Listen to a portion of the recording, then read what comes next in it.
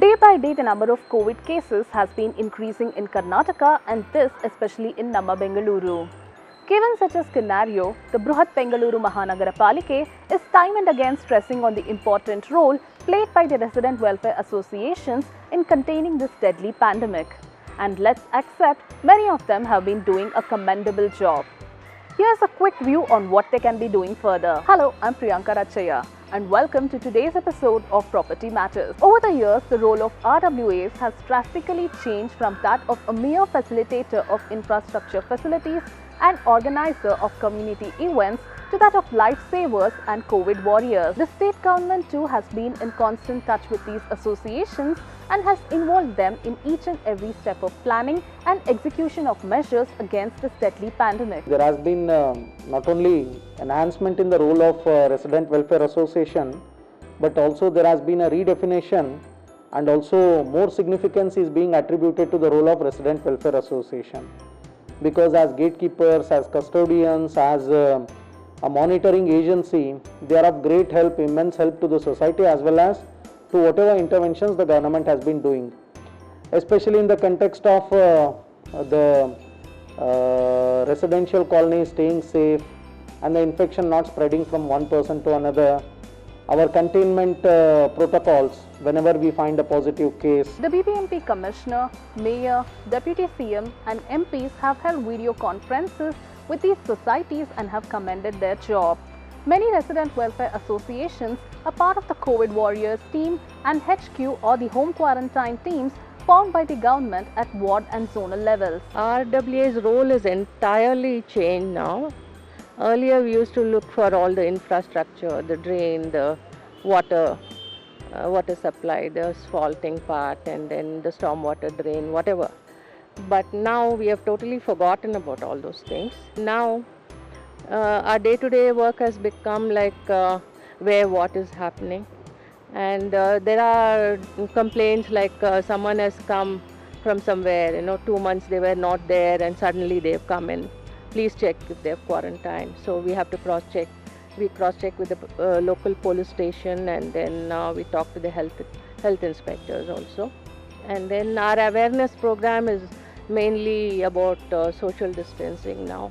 And we have distributed enough masks everywhere to the vendors and others. And then suddenly there's a different kind of complaint like strangers are entering our area. Please take care of it. We don't want outsiders coming in.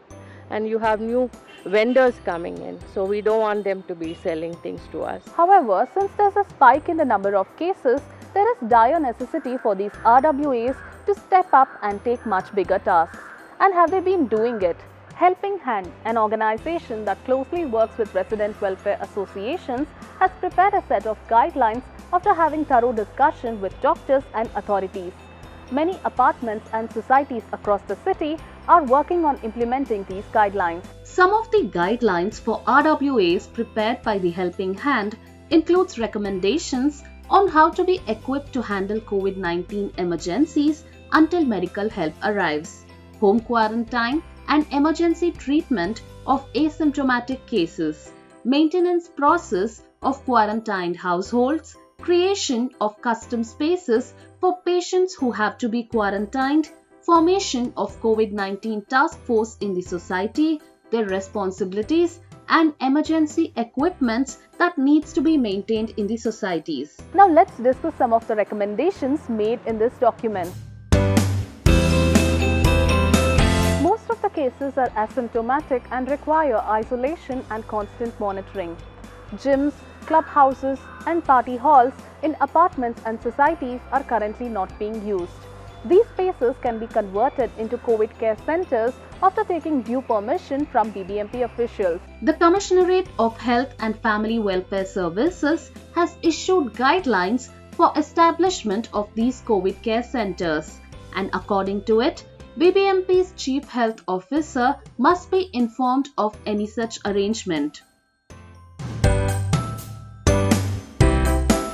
Bed, mattress and pillow are the basics. Other than that, hand sanitizers, disposable gloves, a few PPE kits, normal and N95 masks, infrared thermometers, pulse oximeter and oxygen concentrator machines have to be maintained in these COVID care units. Our association had kept, some funds separate in case need arises, for example, kind of safety COVID fund. And currently we pulled from there because we did not know basically. Initially when we started, we did not have any estimate how much it will turn into. So we just started, and when we calculated, now we are prepared for next 3 months, say for example.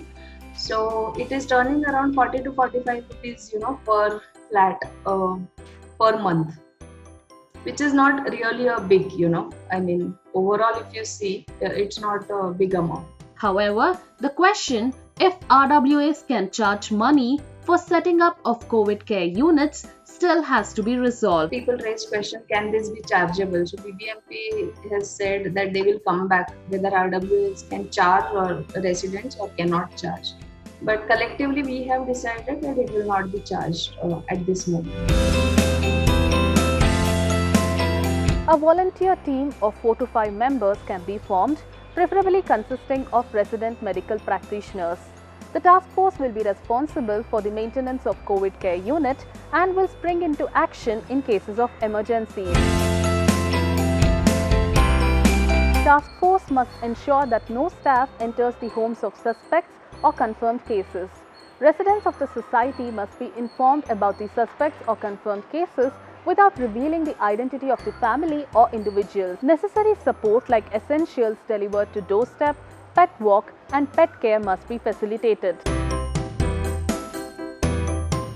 RWAs must provide microbes, containers and essentials for suspect or confirmed households to compost their wet waste at home. The dry waste can be stored throughout the quarantine period and has to be sanitized along with the house before giving it out for collection. Reject waste must also be wrapped in plastic bags and must be sanitized before giving it out for disposal. We just had a word with BBMP and we asked what to do with the wet waste, if there is any wet waste. So they said maybe we can just spray the, a sanitizer, a lot of sanitizer on the wet waste and then keep it for some time and then give it for the disposal. And housekeeping also can spray the, sanitizer and before they pick up basically. So if we have more sanitization process in place, then I think it is safer to pick it up. Not just during COVID times, but the RWAs are set to play a major role even post that. When it comes to issues like solid waste management, when it comes to issues like recycling, when it comes to issues like reusing, when it comes to issues related to public health, when it comes to issues related to issues like malignancy, issues like spreading awareness, issues related to the geriatric population, issues relating to many things, going beyond public health as well. So I think RWA certainly will have more role to play in future, looking into the way they have contributed to this COVID management. So it's clear that RWAs don't just stand for resident welfare associations, but for resident warriors in action as well. And it's time for these warriors in action to up the ante against this deadly virus. Do like and share our video and subscribe to MBTV and follow me on Twitter for more such videos on citizen-centric issues. This is Priyanka Rachaya signing off with camera person Pragat. Please subscribe to Magic Bricks on YouTube and click the bell icon to get new videos.